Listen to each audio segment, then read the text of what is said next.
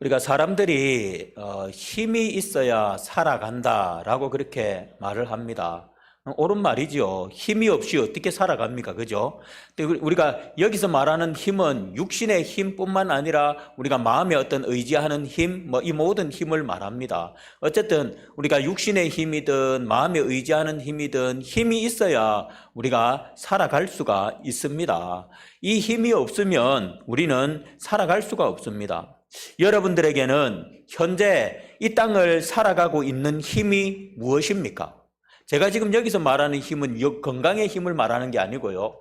여러분들이 지금 현재 이 땅에서 살아가고 있는 힘, 그 어떤 힘으로 여러분들이 이 땅에서 살아가고 계십니까? 무엇이 여러분들에게 힘을 주어 살아가게 합니까? 예, 우리 김웅자 집사님 항상 정답을 말하십니다. 제가 할 말이 없어요. 네, 여러분들 우리 김웅자 집사님은 하나님의 힘, 하나님이 주시는 힘으로 살아간다고 하는데 여러분들은 어떤 힘으로 이 험한 세상을 살아가고 계십니까? 여러분들 가운데 물질의 힘으로 또는 명예의 힘으로 또는 자녀의 힘으로 살아가는 그런 분들이 있지는 않습니까? 우리가 살아가는 데 있어서 이러한 것들이 우리에게 힘을 주기는 합니다. 물질이 우리의 삶에 힘을 주기도 하고 자녀가 우리의 힘을 주기도 하고 명예가 힘을 주기도 합니다. 이런 것들 때문에 살아가기도 합니다. 그러나 이런 것들은 제가 무수히 여러분들에게 말씀드렸듯이 우리의 인생을 마치기까지 온전한 힘이 되어주지는 못합니다. 힘이 되기는 되지만 물질이 힘이 되고 자녀가 힘이 되고 명예가 힘이 되기는 되지만 그러나 우리 인생을 마치기까지 온전한 힘이 되어주지는 못한다라는 것입니다. 우리는 이러한 것들을 잃어버렸을 때 살 힘이 나지 않는다라고 말을 합니다. 여러분들 물질을 가지고 있던 사람들이 물질을 다 잃어버려 보십시오. 어떤 말을 합니까? 살 힘이 없다, 살 소망이 없다라고 이야기합니다. 예, 그러므로 이런 것은 우리 인생의 온갖 풍파를 이길 온전한 힘이 되어 주지 못합니다. 예, 힘이 되기는 되지만 온전한 힘이 되어 주지는 못한다라는 것입니다.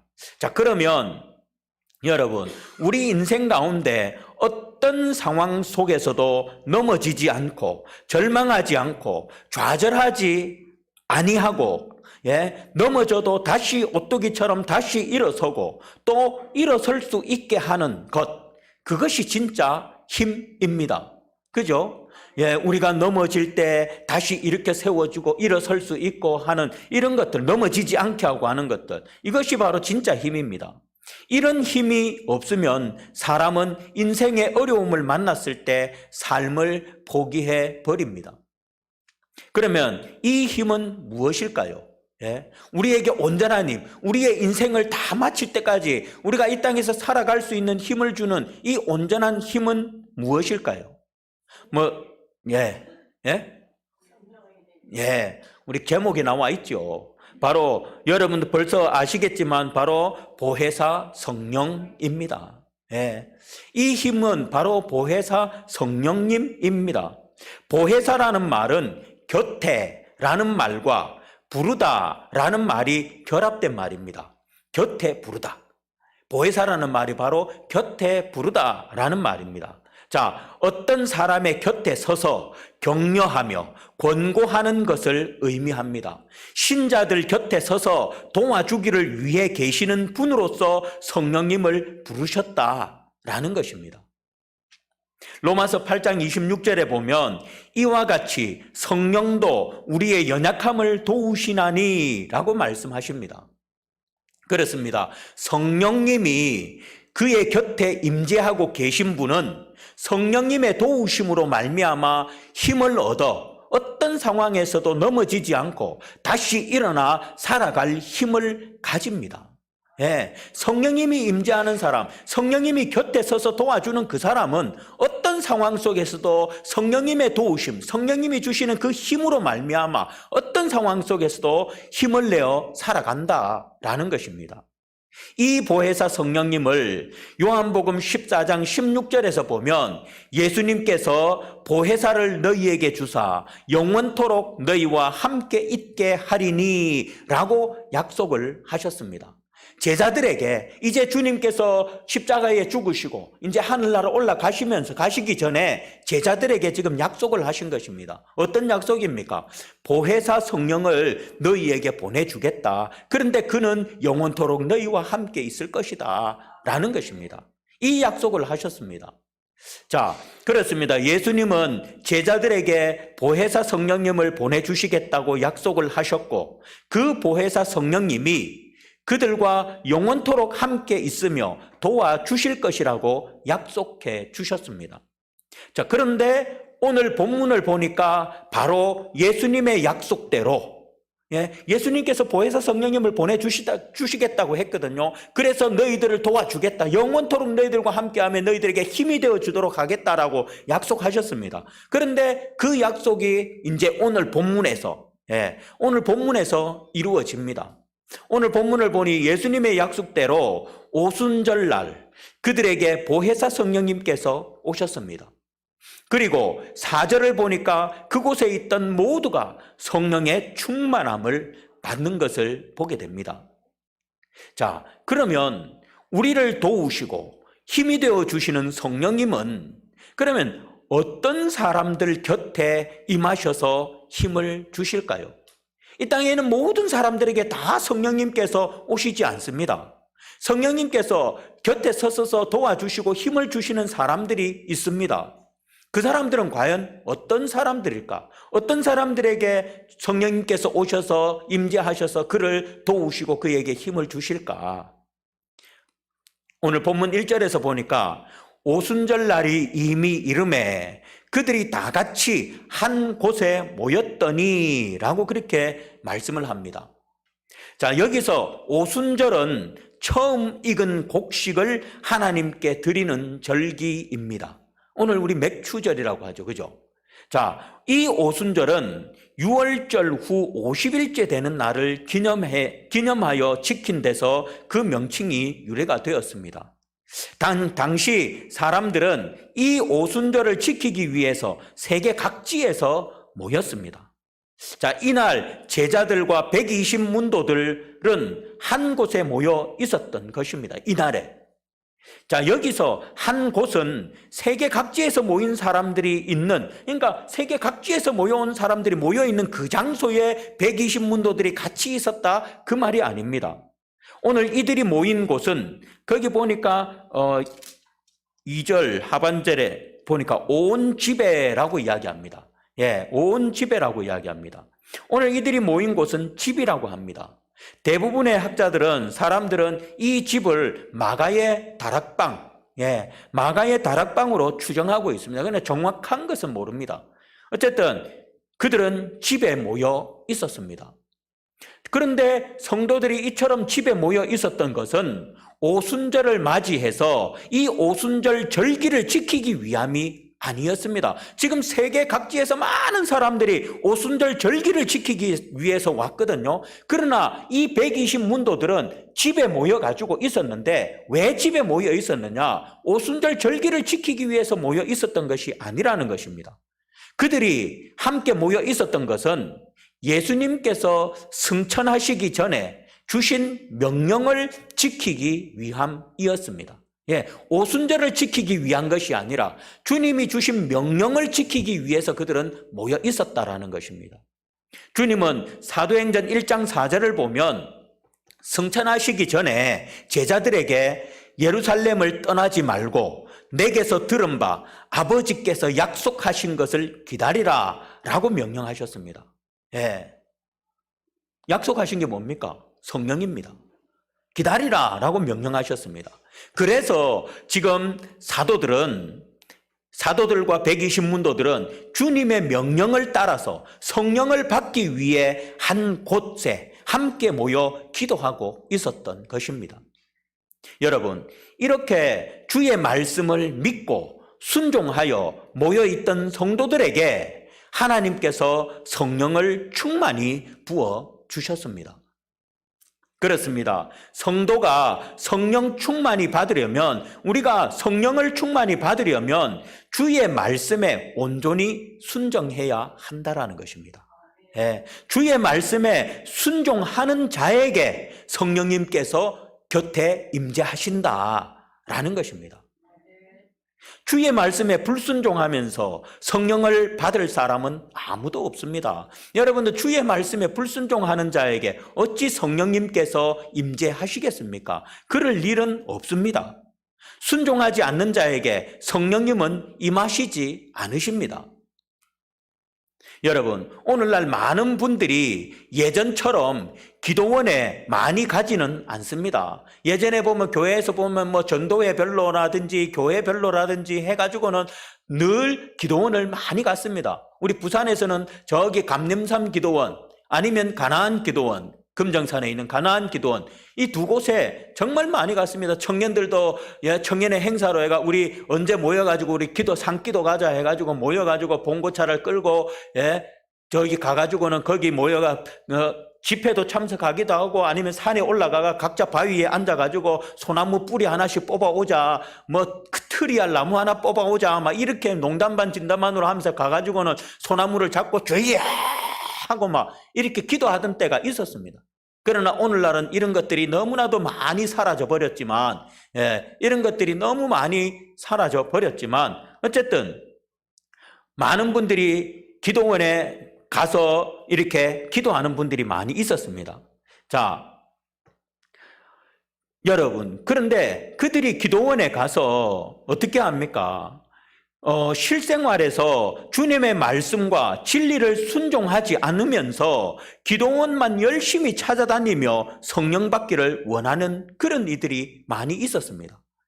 실생활에서는, 실제 자신의 삶 속에서는 하나님의 말씀에 순종하지도 않으면서, 그런데 기도원 가가지고는 소나무 붙잡고 주여 성령을 주시옵소서 주시옵소서 이러는 사람들이 많이 있었다라는 것입니다.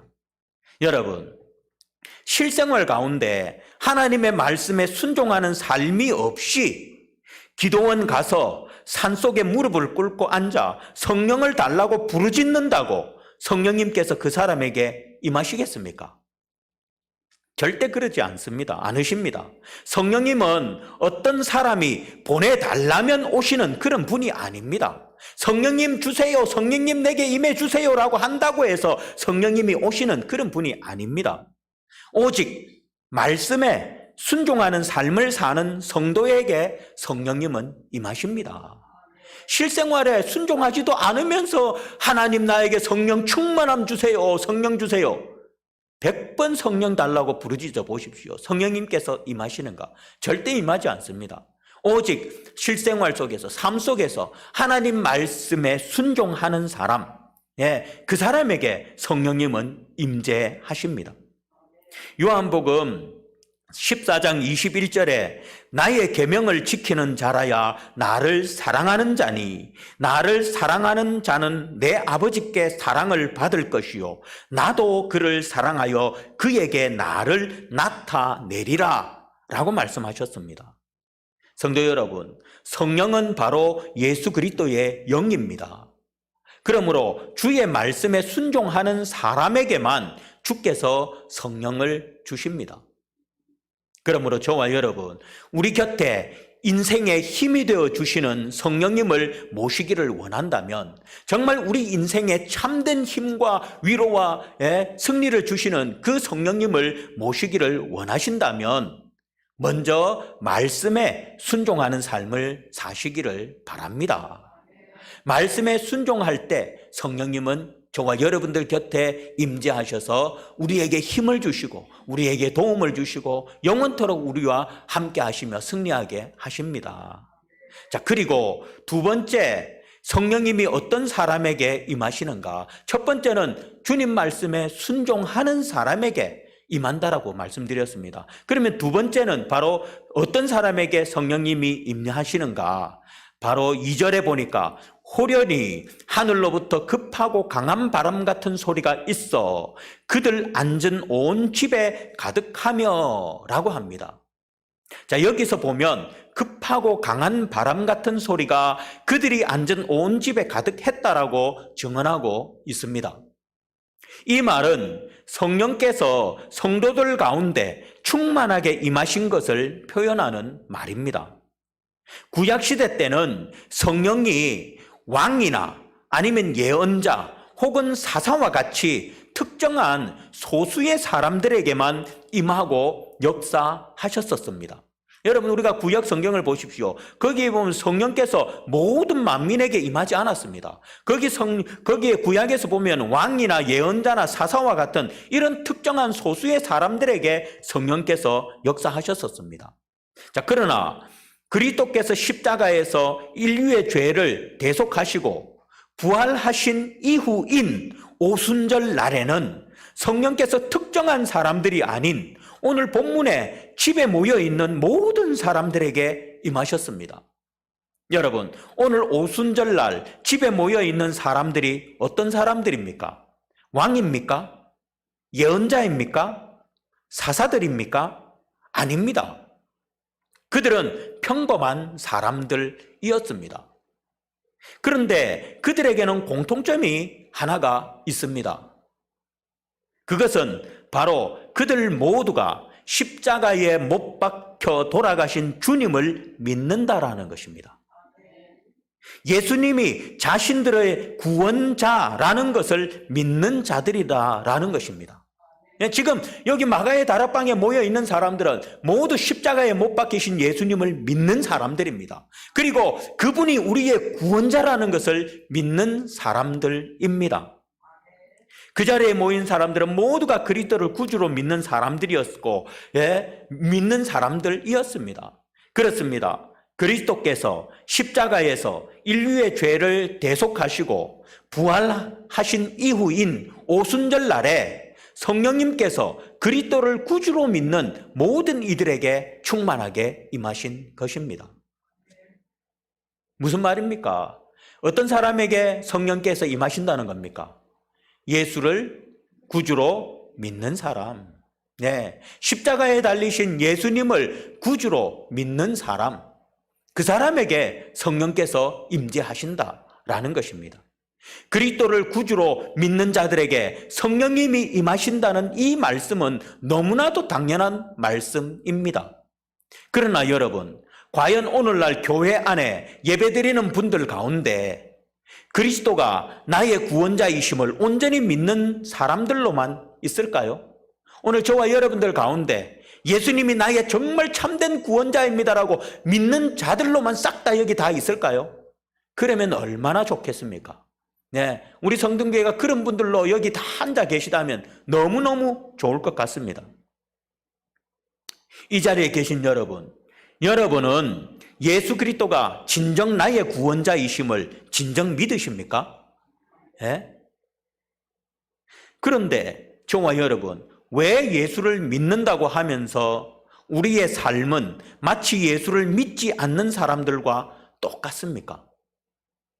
그들과 다른 것이라고는 주일날 교회 나와서 예배 드리는 것, 오늘 이렇게 나와서 예배 드리는 것, 이것만 다르고 나머지의 삶은 왜 똑같습니까? 여전히 세상 것에 집착하고 욕심과 탐욕에 사로잡혀 있고 하나님이 기뻐하지 않는 일들을 하고 하나님의 말씀을 들으려 하지도 않고 듣고도 외면하고 자기 마음대로 판단하고 자기 마음대로 삽니까? 예수님이 나의 구주라고 믿는다면 왜 이렇게 삽니까? 어찌 예수 그리스도가 구원자라는 사실을 믿는 사람들이 이렇게 살 수가 있겠습니까? 어떻게 천국과 지옥이 있다는 것을 믿는 사람들이 이렇게 살 수 있습니까? 어떻게 이 땅에서의 죽음이 끝이 아니라는 것을 아는 사람들이 이렇게 살아갈 수 있습니까? 안타깝게도 오늘날 예수 그리스도를 구주라고 믿는다고 하는 분들 가운데 많은 이들이 실제로 주님을 구주로 믿지도 따르지도 않고 있습니다.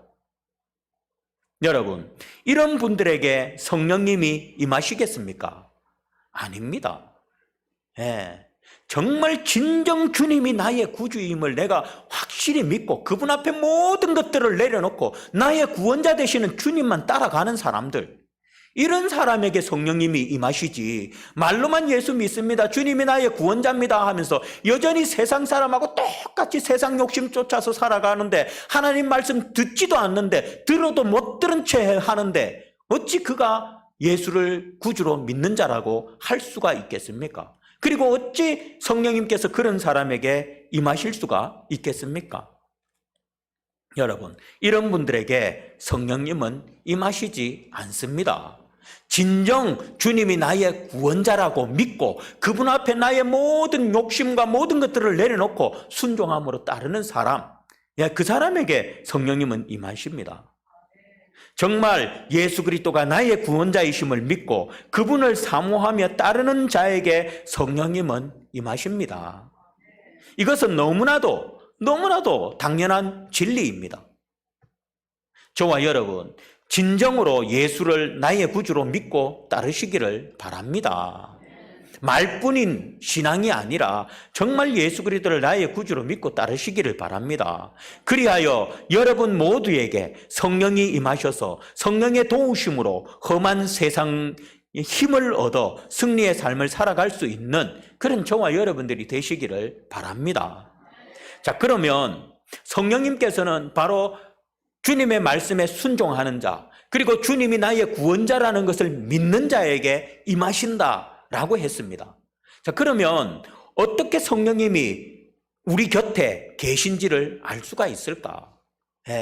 어떻게 성령님이 내 곁에 계신 것을 알 수가 있을까?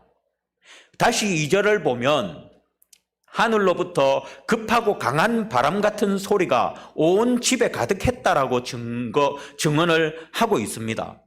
구약 성경을 보면 하나님의 임재하심을 종종 바람으로 또는 불로 표현하고 있는 것을 봅니다.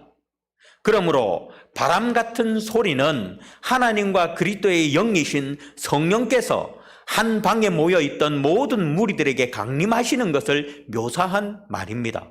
또 급하고 강한 바람 소리는 마치 돌풍이 거기에 거세게 불어오듯이 성령님께서 충만하게 성도들에게 임한 것을 나타내 줍니다. 결국 여기 본문은 주님께서 약속하신 성령이 교회에 충만하게 임하시기 시작했다는 것과 권능 가운데 임하셨음을 보여주는 것입니다. 그런데 여러분, 여기서 우리가 주목할 사실은 성도들이 바람 같은 소리는 들을 수 있었지만 성령의 형상은 보지 못했다라는 사실입니다. 3절에 불의 혀처럼 갈라지는 것들이 그들에게 보여라고 하면서 마치 성령의 형상을 본 것처럼 기록하고 있는데, 이것을 세번역 성경을 보면 그리고 불길이 솟아오를 때에 혓바닥처럼 갈라지는 것 같은 혀들이 그들에게 나타나더니 라고 그렇게 말씀하고 있습니다. 이것은 실제 성령의 형상이 아닌 이후에 이들이 방언을 통해서 복음을 전하는데 바로 그 방언의 말이 그들에게 주어지는 것을 표현한 것입니다. 성령은 거룩한 삼위일체 하나님의 한 인격으로 순수한 영입니다. 그러므로 우리가 육신의 눈으로는 그 모습을 볼 수가 없습니다. 그렇기 때문에 우리가 내 속에 성령님이 계시는지 안 계시는지 볼 수가 없다라는 거예요. 왜? 순수한 영이시기 때문에. 그래서 볼 수가 없습니다. 마치 바람을 눈으로 볼 수 없는 것 같이 말입니다. 자, 그러면 어떻게 성령의 존재 사실을 우리가 그러면 알 수 있을까? 성령님이 눈에 보이지도 않는데 그러면 성령님이 내 곁에 계시는지 저 사람 곁에 있는지 어떻게 우리가 볼 수 있는가? 어떻게 성령님께서 내 곁에 임하셨는지를 알 수가 있는가? 그것은 성령님의 사역을 통해서 알 수가 있습니다. 성령님께서 하시는 일, 성령님의 사역을 통해서 알 수가 있습니다. 여러분, 바람은 눈에 보이지 않지만 바람이 불므로 나뭇가지가 흔들립니다. 바로 바람의 사역, 바람이 하는 일로 인해서 나뭇가지가 움직이는 것입니다. 우리는 나뭇가지가 움직이는 것을 보고 바람이 부는 사실을 알 수 있듯이 우리 속에서 성령님께서 사역하심으로, 일하심으로 말미암아 우리에게 성령님이 임하셨는지를 알 수가 있습니다. 자, 그렇다면 성령의 사역은 어떻게 나타날까? 먼저 사람의 영혼을 변화시키십니다. 성령님은 그 사람 속에서 그 사람의 영혼을 변화시키시는 사역을 하십니다. 그래서 우리는 그것을 보고 알 수 있습니다. 아, 저분이 성령님이 임했다. 아, 내가 성령님이, 내 속에 성령님이 계시다라는 걸 알 수가 있다라는 것입니다. 타락한 아담으로부터 물려받은 인간의 본성을 성령님께서 임하셔서 사역하심으로 말미암아 하나님의 자녀의 성품으로 변화시키십니다. 그렇습니다. 성령님이 임한 사람은 그의 성품의 변화가 일어납니다. 성령님이 있는 사람은 그 사람의 성품이 못된 성품, 악한 성품, 더러운 성품이 어떻게 순한 성품으로, 착한 성품으로 변화가 일어난다라는 것입니다. 이것이 성령의 사역입니다. 성령께서는 죄악으로 가득한 우리 속에서 그 죄악을 몰아내고 의를 행하는 사역을 하십니다. 그러므로 예수를 믿고 성령님이 임재한 사람에게는 반드시 성품의 변화가 일어나는 것이 지극히 정상입니다. 우리는 이런 성령의 사역을 보고 성령님께서 임하셨음을 알 수가 있는 것입니다. 그런데 신앙생활 한 지가 10년, 20년이 됐는데도 여전히 못된 성격 가지고 있고, 여전히 악한 성격 가지고 있고, 여전히 더러운 성격 가지고 있다. 성품이 조금도 변하지 않는다. 그럼 말 안 해도 아시겠죠? 그분들은 어떤 분이라는 거. 성령님이 거하시면 성령은 바로 그 사람의 성품을 변화시키는 사역을 합니다. 그렇기 때문에 성령님이 임재하신 사람은 반드시 성품의 변화가 일어납니다. 내가 일어나고 싶은 마음이 없어도 저절로 일어나게 되어 있습니다. 왜? 내 속에서 성령님께서 역사하기 때문에. 우리는 그것을 보고 아, 성령님이 임재하셨구나 라는 것을 우리가 알 수 있는 것입니다. 그렇다면 여러분은 어떻습니까? 우리의 성품이 예수 믿기 전과 후 변화가 있습니까? 여기서 변화란 완전 180도의 변화를 말하는 것이 아닙니다. 저도 예수 믿기 전과 지금의 제 모습이 180도 변하지 않았습니다. 예. 아주 조금의 변화라도 있냐라는 것입니다. 아주 조금의 변화라도 있냐라는 것입니다. 내가 버럭 화를 내고도 아이고 내가 예수 믿었는데 아직도 이러고 있네. 이런 변화들,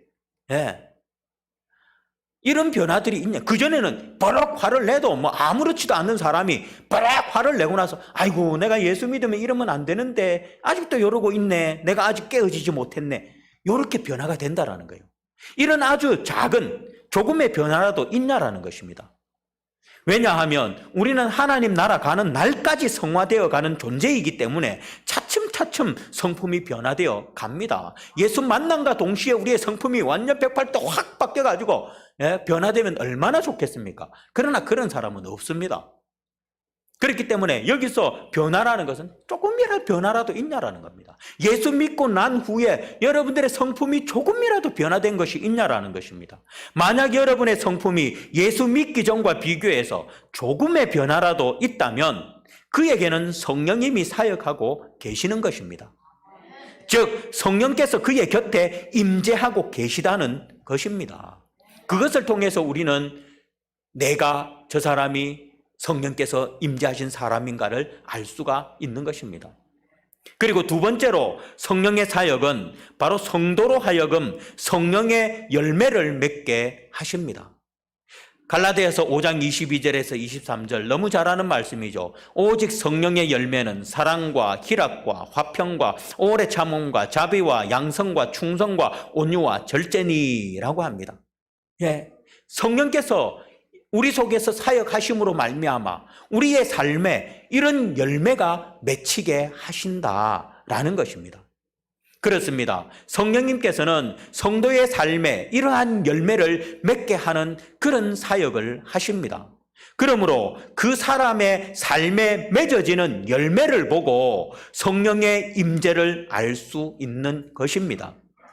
즉 성령의 열매가 맺는다는 것은 성령이 그 마음에 역사하는 사람은 예수 그리스도를 닮아가게 된다. 한마디로 여기서 성령의 열매를 맺는다라는 말은 예수님을 닮아간다라는 거예요. 예수님을 닮아가는 사람, 바로 그 사람을 말하는 것입니다. 바로 성령이 임재하는 사람은 바로 이런 성령의 열매가 맺혀져서 예수님을 닮아가게 되는 그런 삶이 되는 것입니다. 즉 성령의 역사로 예수님을 닮아가는 것을 보고 성령님의 존재 사실을 우리는 알 수 있는 것입니다. 여러분들은 예수님을 닮아가고 계십니까? 그러면 성령님이 여러분들 곁에 임재하고 계시는 것이 맞습니다. 그런데 내가 예수 믿고도 예수님을 닮아가는 모습이 없다. 내 삶 속에 오늘 성령의 9가지 열매 이런 것들이 없다. 그렇다면 아직까지 그런 것입니다. 자, 그리고 세 번째, 성령의 사역은 우리 신앙 양심에 말씀하시는 사역입니다.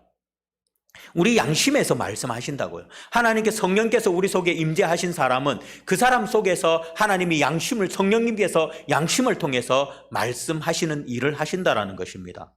성령은 우리가 죄의 의지를 품으면, 내가 죄의 의지를 품으면 양심을 통해 꾸짖고 말리시는 사역을 하십니다.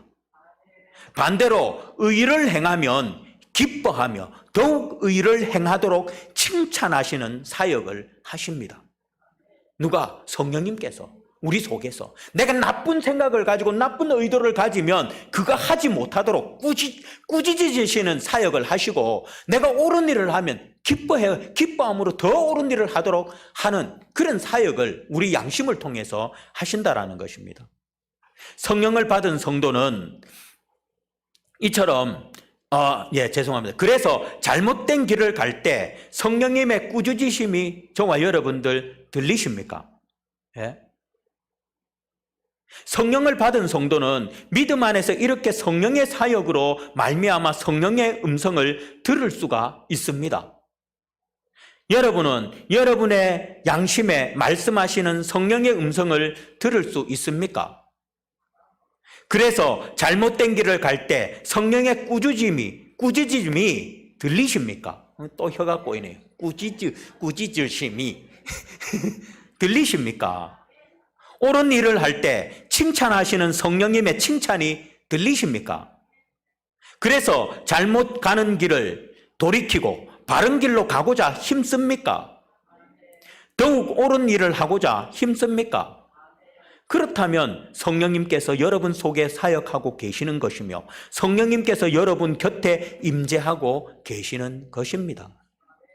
이런 음성이 들리지 않는다면, 이런 양심의 음성이 들리지 않는다면 성령님께서 그 곁에 임재하고 있지 않다라는 것입니다.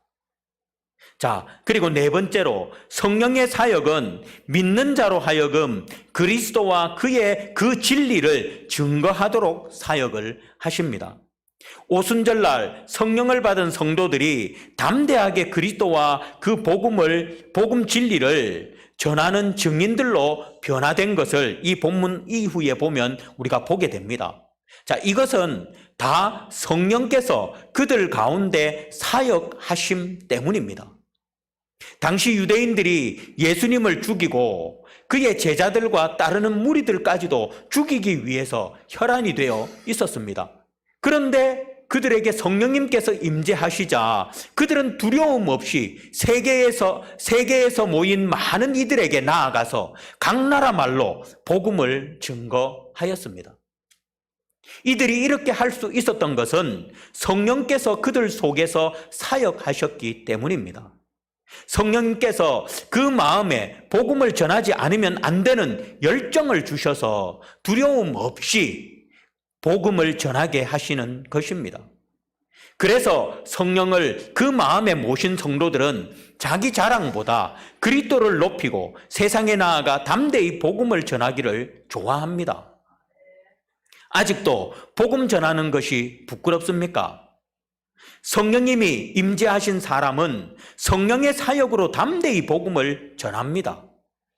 우리는 이런 것을 보고 성령님이 그에게 임재하셨는지를 알 수가 있습니다. 성도 여러분, 이 외에도 성령의 사역하심은, 역사하심은 다양하게 나타납니다. 그래서 우리가 성령을 눈으로 볼 수는 없어도 그분의 존재와 임재하심을 알 수가 있는 것입니다. 어떻습니까? 여러분은 여러분의 삶 속에서 역사하시는 성령의 사역을 눈으로 보십니까? 여러분들 삶 속에서 사역하시는 성령의 사역을 여러분의 눈으로 보십니까? 여러분의 성품이 변해가는 것이 보입니까? 예수 그리스도를 닮아가는 자신의 모습이 보이십니까? 신앙의 양심이 살아있음을 보십니까? 담대히 복음 전하고 있는 자신의 모습을 보십니까? 성령님이 임재한 사람은 성령님의 사역을 통해서 이런 것을 봅니다. 이런 것을 봅니다. 그것을 본다면 여러분 곁에 성령님께서 임재하여 사역하고 계시는 것입니다. 그러나 그러한 것을 아직도 보지 못한다면 내 성품이 변해가는 것이 보이지 않고 내가 예수 그리스도를 닮아가는 내 모습이 보이지 않고 양심이 죽어있고 또 담대히 복음 전하는 것이 부끄럽고 그렇다면 그런 것은 자신의 그런 모습을 본다면 아직 성령님께서 그의 곁에 임재하지 않으셨다라는 것입니다. 아직 성령님께서 자신의 곁에 임재하시지 않으신 분들이 계시다면 앞에서 우리가 살펴보았듯이 어떤 사람에게 성령님이 임하신다고요? 어떤 사람들에게 성령님이 임하신다고요? 다들 모르는 눈치인데, 다들 모르시는 눈치인데, 우리 장로님, 권사님들 중에 한 분 제가 지목해서 한번 여쭤볼까요? 다들 고개를 숙이시는데.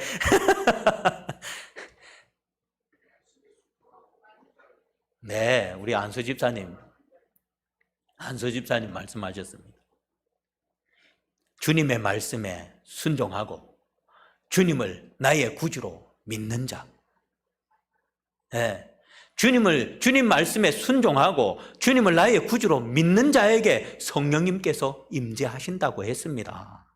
아직 성령님께서 자신의 곁에 임재하지 않으신 분들이 계시다면 조금 전에 말씀드렸듯이 주님의 말씀에 순종하는 삶을 사십시오. 그리고 예수 그리스도를 나의 진정한 구주로 믿고 따르시기를 바랍니다. 한번 여러분들의 모습을 진지하게 한번 보십시오. 여러분 주님 말씀에 순종하십니까? 여러분들 주님을 진정한 나의 구주로 믿고 그분께 모든 것 맡기고 따라가십니까? 그렇지 않기 때문에 성령님께서 내 속에서 사역하시지를 않는 것입니다. 그래서 내 삶 속에서 어떤 나의 성품이 변화되는 것도 보이지도 안 하고 성령의 9가지 열매도 보이지도 안 하고 양심이 죽어 있고 복음 전하는 게 부끄러운 것입니다.